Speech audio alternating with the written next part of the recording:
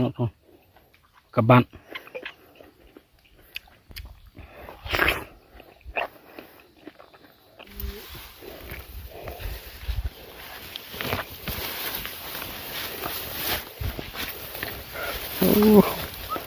แต่งลายขนาด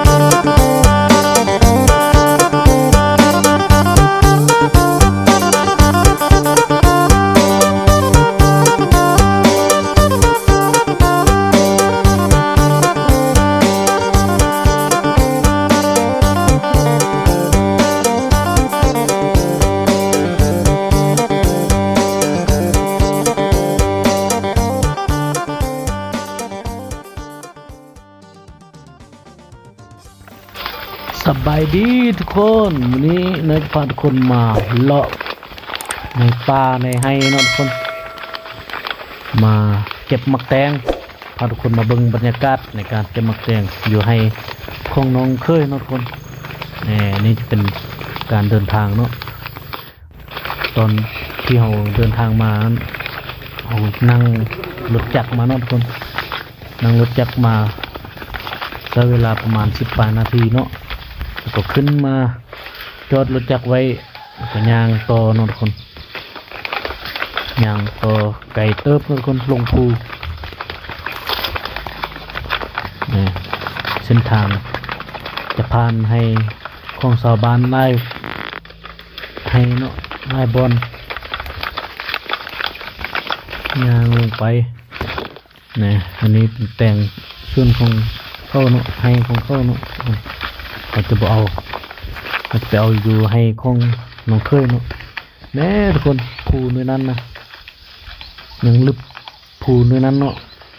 รับภูในนั้นแล้วเนาะทุกคนที่ให้ของน้องเคยนะเขามาฮอดให้คนนี้อันนี้จะเป็นกกมังงาดำเนาะทุกคนเนาะกกงาดำพระได้เคยเห็นเนาะกกงาดำจะเป็นแบบนี้เลยเนาะทุกคนอันนี้เขาย่างมาฮอดปีแล้วทุกคนเราจะสังเกตเห็นมักแตงไล่ขนาดทุกคนมีชุกก็มีเนื้อเน่าก็มีเนาะสาลีก็มีเต็มเชื่อนเต็มให้บรรยากาศกลางให้นะทุกคนงามขนาดสวยงามขนาดอันนี้จะเป็นให้ของน้องเคยนะทุกคน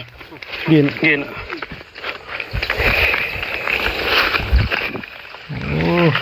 ทางนี้เนาะลาดลม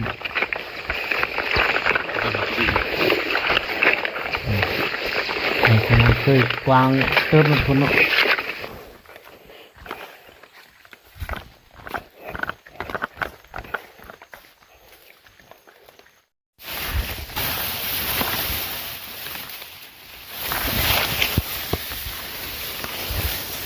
เก็บมักแตง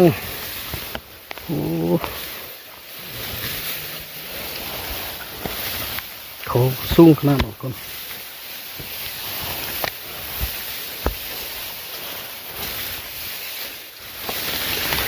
แต่งจริงคืออ่อนๆ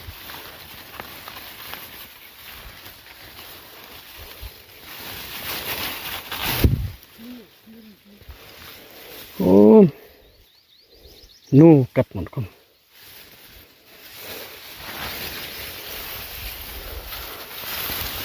แต่งจริงแต่งลาย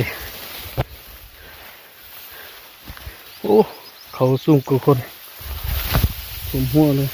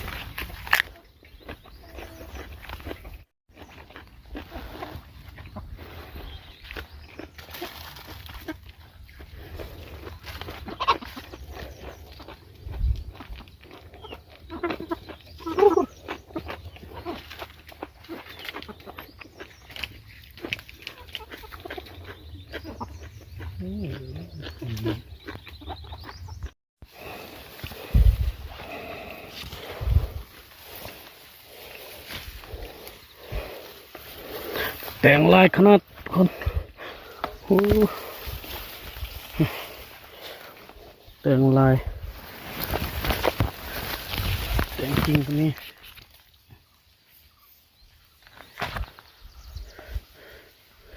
ลายขนาดทุกคนสมแต่จะมีแห่งเปเนาะมีแห่งเปนลายขนาด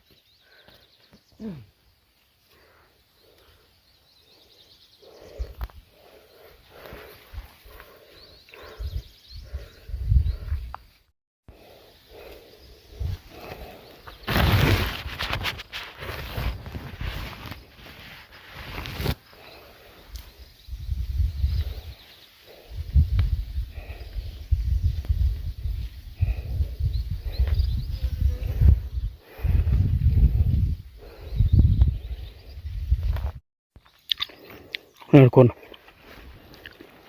กินแตงลายนำกันเด้อแตงลายสุกแสบวันโอ้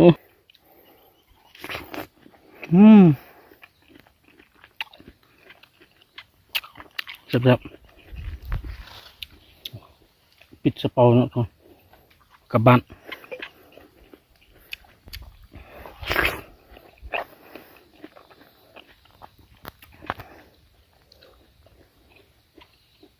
คนเดียวกินบ่หมดทุกคนหน่วยๆเนาะ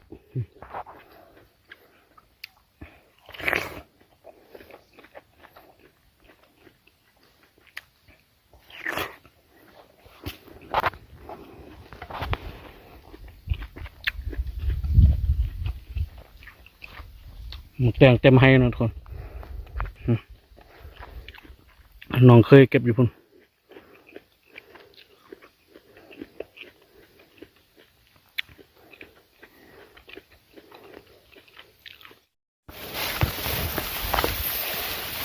แต่งจริงอ่อนๆแบบนี้เราจะบอกเอาเทือนเนาะเอาไว้มันใหญ่ก่อนอ่อนโพด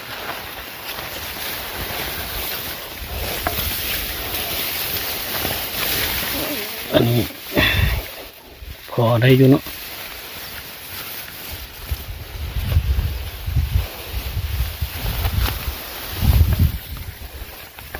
แต่งลายขนาดก่อนแต่งลายนี้แห้งลายเนาะ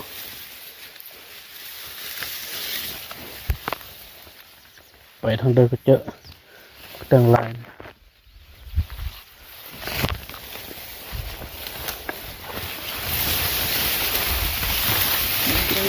แต่งลายแต่งจริง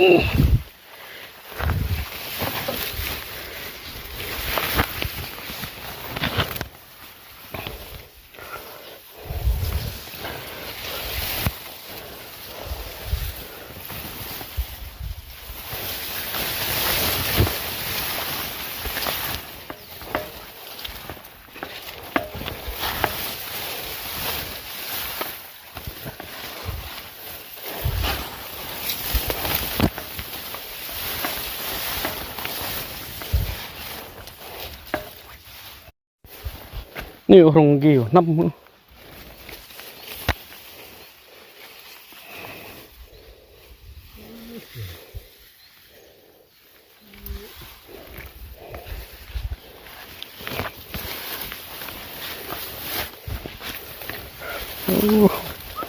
แต่งลายขนาด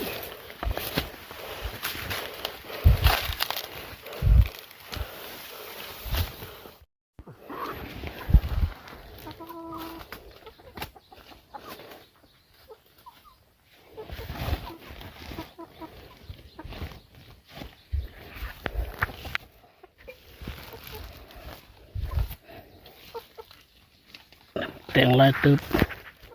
เตรียมจะกลับบ้านแล้วเตรียมแต่งกลับบ้านแพหรือบ่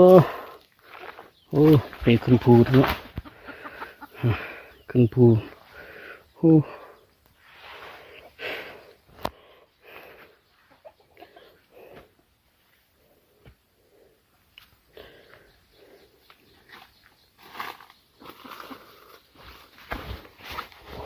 นี่ทุกคนตอนนี้เขาก็มาถึงบนที่เขาจอดรถไว้เนาะตอนนี้เขากำลังกลับบ้านแล้วเขาย่างมาก็ประมาณใช้เวลาประมาณเกือบชั่วโมงเนาะทุกคนเนาะย่างไปทั้งย่างกลับ เอามาแกงมาเนาะเตรียมกลับบ้าน